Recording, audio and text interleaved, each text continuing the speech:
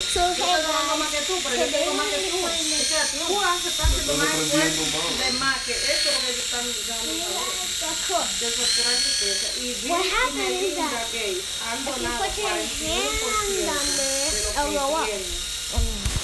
Oye, 41%. Es 32 millones, 32 mil. Sí. Oh, you saw that? Han donado 32 millones, 32.910 millones. Y casi 33 mil. Okay, you 33 mil millones. move this up.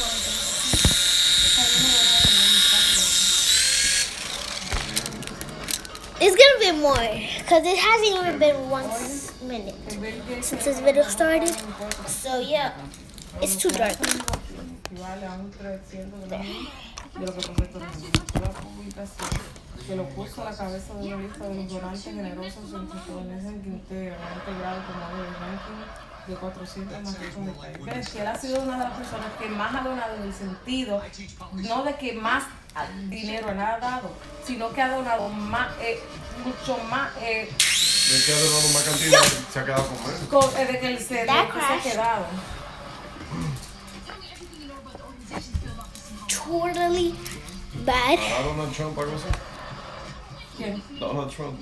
Donald Trump está cobrando $1. You know what? Let's move it this way. Pero digo Pero yo, está bien, hará él algo así. Pero No, esos son, después, esos son centavos lo que esa Él gente le segura paga dona. para él. Él segura dona. Donald Trump dona seguro dinero. Pero no creo que él lo haga eso, porque él no es generoso, sí, que él no es generoso, pero él está cobrando $1 de su trabajo por. Oye, pero imagínate, que le paguen cuánto es el sueldo de los presidentes del año, 400 Go mil. down here, yo.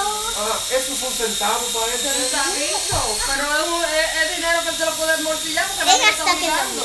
Y él está cogiendo esos dólares por obligación, Pero tiene que coger. porque es obligación, porque él